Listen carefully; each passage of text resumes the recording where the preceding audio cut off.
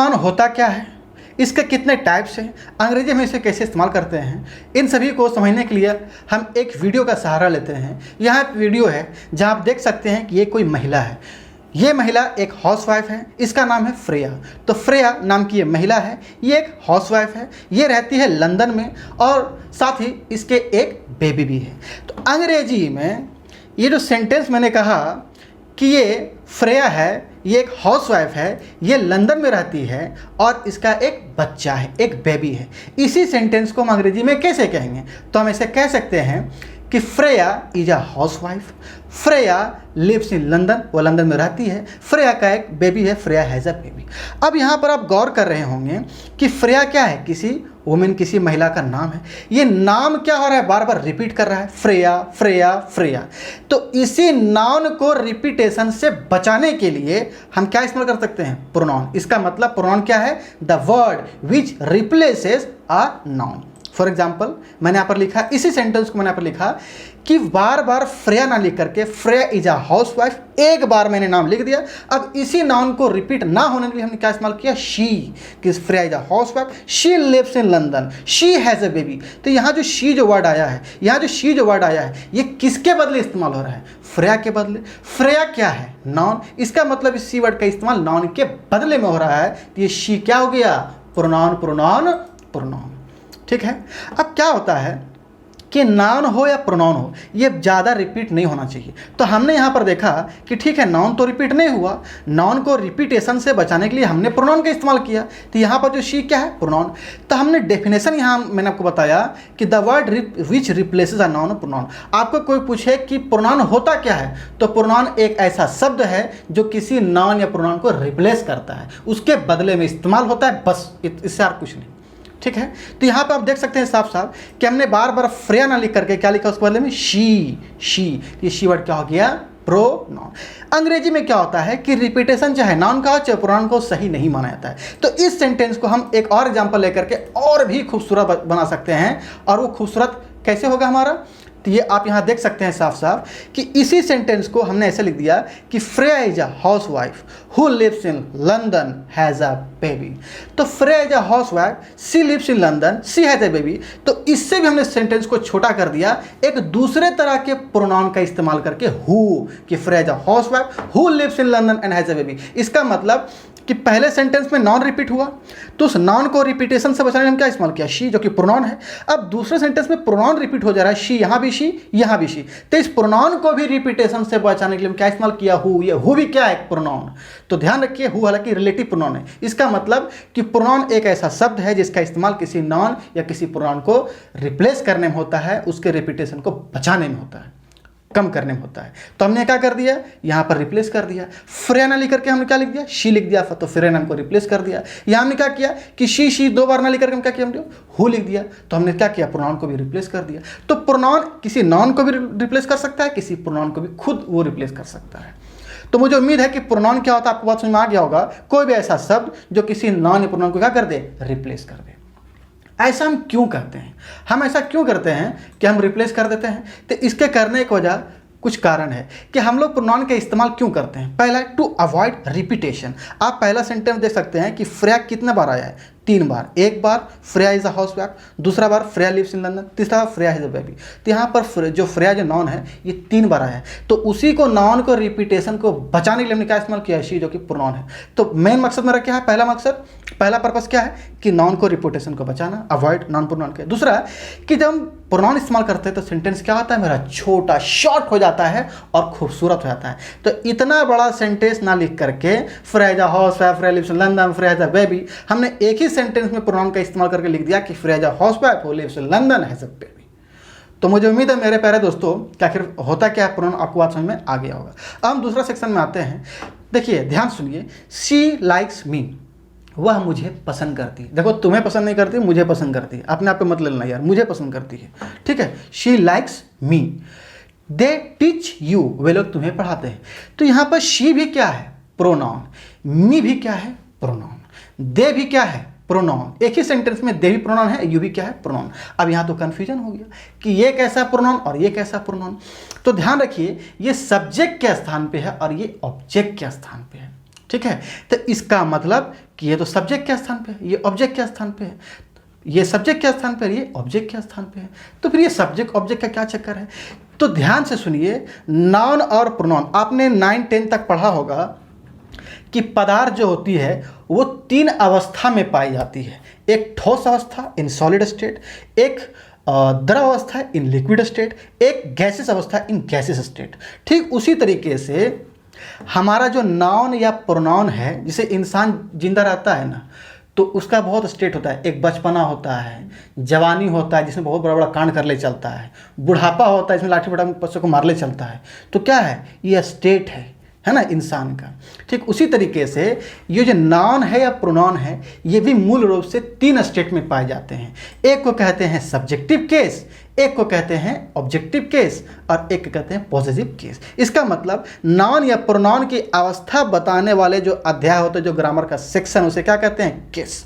तो हमें noun pronoun को अगर समझना है तो थोड़ा सा हम लोग आइडिया ले लेते हैं केस को लेकर। क्या होता है केस? ये एक ग्रामर का एक ऐसा टर्म है, एक ऐसा पार्ट है जो क्या करता है? नाउन या प्रोनाउन के अवस्था को बताता है, स्पेक्ट को बताता है कि वो सब्जेक्ट के फॉर्म में है या ऑब्जेक्ट के फॉर्म में है या पॉजिटिव फॉर्म में है। ठीक है। कैसे? मैं एग्जांपल लिखता हूं। केस जो होते हैं वो केस क्या करते हैं? नाउन को 3 अवस्था, नाउन की अवस्था को बताते हैं, पहली बात, और नाउन या प्रोनाउन की अवस्था को बताते हैं, पहली बात। दूसरी कि नाउन या प्रोनाउन होती है वो बेसिकली 3 अवस्था में पाई जाती है। एक सब्जेक्टिव केस, दूसरा ऑब्जेक्टिव केस, तीसरा positive case. Subjective case, objective case, positive case. जैसे आई क्या है? Subjective case. मी क्या हो गया? Objective case. माई क्या हो गया? Positive case. क्या होता है सब्जेक्टिव केस, क्या होता है ऑब्जेक्टिव केस, क्या होता है पॉजिटिव केस? जब किसी सेंटेंस में नाउन या प्रोनाउन सब्जेक्ट के तौर पे इस्तेमाल हो, है ना, सब्जेक्ट के जैसा काम करें, तो उसे कहते हैं सब्जेक्ट दर्शाने वाला स्टेट, मतलब सब्जेक्टिव केस। ठीक उसी तरीके से जब किसी सेंटेंस में नाउन या प्रोनाउन ऑब्जेक्ट के स्थान पे इस्तेमाल हो, ऑब्जेक्ट का काम करे, तो उसे कहते हैं ऑब्जेक्ट दर्शाने वाली अवस्था, मतलब ऑब्जेक्टिव केस। ठीक उसी तरीके से जब किसी सेंटेंस में नाउन या प्रोनाउन क्या करे, ये मतलब अधिकार को बताए, संबंध को बताए। जैसे माई गर्लफ्रेंड, मेरी गर्लफ्रेंड, तो नए हैं मेरी गर्लफ्रेंड। गर्लफ्रेंड किसकी है? मेरी है, तो अधिकार होता है मेरी गर्लफ्रेंड। मेरी बकरी, मेरी बकरी, बकरी लेकर के पीछे खेलते चलो और बोलते चलो मेरी बकरी, तुम्हारी नहीं बल्कि मेरी बकरी है। तो बकरी का संबंध किससे है? मेरी से। ये माई, योर, है ना, आवर, ये क्या हो गया? Positive case. ठीक है। तो subjective case, objective case, positive case. यहाँ आई सब्जेक्टिव केस है, मी ऑब्जेक्टिव केस, इसी का पॉजिटिव केस होता है my. We subjective case, us objective case, इसी का पॉजिटिव केस होता है आवर। ठीक उसी तरीके से यू सब्जेक्टिव केस, इसका ऑब्जेक्टिव केस भी यही होता है, इसका पॉजिटिव केस होता है your. He subjective case, him positive case, objective case, his positive case, she subjective case. तो आपको बात समझ में आ गया होगा कि सब्जेक्टिव केस क्या होता है? जब किसी सेंटेंस में जो नाउन होता है ये सब्जेक्ट का काम करे, तो उसे कहते हैं सब्जेक्ट दर्शाने वाली अवस्था, मतलब सब्जेक्टिव केस। जब किसी सेंटेंस में कोई नाउन या प्रोनाउन क्या करे? ऑब्जेक्ट का काम करे, तो उसे कहते हैं ऑब्जेक्ट दर्शाने वाली अवस्था, मतलब ऑब्जेक्टिव केस। ठीक है। जब किसी सेंटेंस में नाउन या प्रोनाउन अधिकार की बात करे, संबंध की बात करे, तो उसे कहते हैं संबंध दर्शाने वाली अवस्था, मतलब पॉजिटिव केस। बात समझ आ गया? अब आपको ये कैसे पता चलेगा? तो ये क्या करें, इस सभी को आप याद कर लें। दे सब्जेक्टिव केस, दे ऑब्जेक्टिव केस, उसका पॉजिटिव केस होता है देयर। इन सभी को याद कर लें। अब इस सेंटेंस में देख के ये कैसे पता चलेगा कि कौन सब्जेक्टिव केस है, कौन ऑब्जेक्टिव केस है? ठीक है, मैं आपको एक तरीका बताता हूँ। देखिए, आप किसी सेंटेंस को देखो और आप क्वेश्चन करो हु प्लस वर्ब, इसका जो आंसर देगा ने वही कमीना होगा क्या? Subjective case. जैसे हु प्लस वर्ब, यहाँ पर सेंटेंस क्या है? सी लाइक्स मी, वह मुझे पसंद करती है, पूरा खुश है, वो मुझे पसंद करती है, वह मुझे पसंद करती है। आप क्वेश्चन करो हु प्लस वर्ब, वर्ब क्या है? पसंद करना।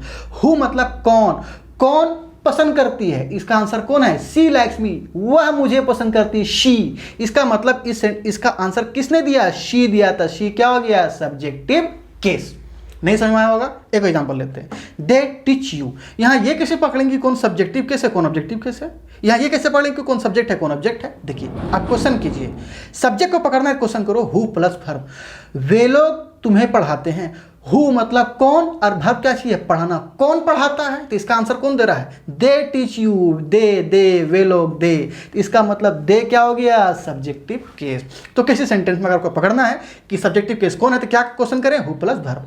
ये तो भैया हो गया सब्जेक्टिव केस को लेकर। अगर ऑब्जेक्टिव केस पकड़ना हो, तो ऑब्जेक्टिव केस अगर पकड़ना हो तो आप क्वेश्चन करो व्हाट या हुम प्लस वर्ब। हुम मतलब किसे, किसको, है ना, किसको, किससे। हुम मतलब किसे, किसको, किससे, है ना। तो हुम प्लस वर्ब, तो दे टीच यू, तो हुम मतलब हुम प्लस वर्ब, तो मतलब किसे, टीच मतलब पढ़ाना, किसे पढ़ाते हैं। तो ऑब्जेक्ट क्या आ गया कि दे टीच यू, तुम्हें पढ़ाते हैं यू। तो यू यहां पर क्या हो गया, ऑब्जेक्टिव केस। पहला सेंटेंस में देखते हैं कि ऑब्जेक्टिव केस कौन है। सी लाइक्स मी, वह मुझे पसंद करती है। आपको क्वेश्चन क्या करना है, व्हाट या हुम प्लस वर्ब, जरूरत के हिसाब से। आप यहाँ क्वेश्चन करो हुम प्लस वर्ब, तो हुम मतलब किसे, वर्ब मतलब पढ़ाना, यहाँ वर्ब क्या है, पसंद करना, लाइक, वर्ब क्या है, लाइक, पसंद करना। तो हुम प्लस वर्ब किसे पसंद करती है, तो अब इसका आंसर कौन दे रहा है, मी। सी लाइक्स मी, मुझे पसंद करती है, तो इसका आंसर कौन दे रहा है, मी। तो जिसका जो आंसर दे वही क्या है, ऑब्जेक्ट। तो मी क्या हो गया, ऑब्जेक्टिव केस। तो सब्जेक्टिव केस को पकड़ना हो या ऑब्जेक्टिव केस को पकड़ना हो, आपको बात समझ में आ गया होगा। तो यही है इसमें। अब ये तो सब्जेक्टिव केस और ऑब्जेक्टिव केस हुआ, ठीक है। अब हम बात करते हैं कि आखिर पॉजिटिव केस का इस्तेमाल कैसे होता है। तो पॉजिटिव केस बड़ा आसान है, my girlfriend, your father, my mother, his brother. अब देखिए पॉजिटिव केस में जब हम कोई नाउन जोड़ते हैं तब वो कहलाता है पॉजिटिव प्रोनाउन। जब पॉजिटिव केस में हम कोई नाउन जोड़ देते हैं तो क्या कहलाता है, पॉजिटिव प्रोनाउन। इसका मतलब कि माई प्लस नाउन क्या कहलाएगा, माइन, जो क्या है positive pronoun. Our plus noun क्या कहलाएगा, आवर्स, जो क्या है positive pronoun. Your plus noun क्या कहलाएगा, योर्स, जो कि क्या है पॉजिटिव प्रोनाउन। इसका एग्जांपल समझता है कि सेंटेंस में कैसे इस्तेमाल कर सकते हैं इसको। बहुत ही आसान है, मैं आपको बताता हूँ। नेहा नाम की कोई लड़की है जिसने मेरा कार ले ली, तो बदले में मैंने भी उसका कार ले लिया। अब इसी सेंटेंस को ध्यान से देखो, Neha took my car, Neha took my car, so I took her car. अब देखिए Neha took my car, I took her car. अब यहाँ पर सेंटेंस में क्या मैंने कहा कि नाउन का रिपीटेशन, एक ही नाउन का रिपीटेशन बार बार नहीं होना चाहिए। तो यहाँ पर कार यहाँ भी आ गया, यहाँ भी दो बार आ गया। अंग्रेजवन गुस्सा जाएगा, बोलेगा हरामखोर कहीं का, नाउन का रिपीटेशन मत करो, ऐसा गलत है। तो इसलिए आप यहाँ क्या कहेंगे, Neha took my car, so I took her car, नहीं हर हो गया यहाँ पर ये, और नाउन, नाउन क्या हो गया, कार। तो इसी को मिला के तो बनता है क्या, पॉजिटिव प्रोनाउन। तो हर का पॉजिटिव प्रोनाउन जो होता है वो क्या होता है, तो उसका होता है हर्ष। देखो शी का ऑब्जेक्टिव केस हर, पॉजिटिव केस हर, तो इसी में नाउन जोड़ देंगे तो हर प्लस नाउन। तो यहाँ नाउन कौन है, कार, तो हर प्लस कार तो क्या कहलाएगा, हर्ष। इसीलिए सेंटेंस कैसा बोलना सही होगा कि Neha took my car, so I टुक हर्ष। ये सेंटेंस सही होगा, HERS। ठीक उसी तरीके से अगर आपको यहाँ पर समझ में नहीं आया होगा तो अब यहाँ पे आ जाए, योर गर्लफ्रेंड इज़ ब्यूटीफुल। आजकल दौर चला है गर्लफ्रेंड बॉयफ्रेंड के, जगरा देखो आप आजकल देखते हैं कुत्ता कुतिया भी साथे रहने लगा है। इंसान को देख करके पगला गया है सालन, देखता है कि सब लड़का लड़के साथे है तो हम भी कहें साथ में रहें।